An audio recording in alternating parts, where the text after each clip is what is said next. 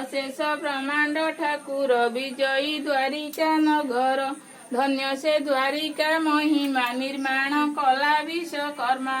18 वंश लोक जही अछंती प्रभु संगे रही समस्ते विष्णुर कुटुंब सकल संपद आरंभ अर्जिले बहु सुता सुत एमंते कुटुंब बहुत कृष्णर बहुत युवती 32 सहस्र अछंती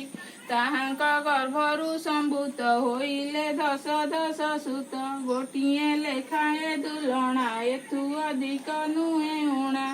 दुईटा 3 गोटी जात एमते कुटुंब बहुत राजा तहिरे उग्रेसे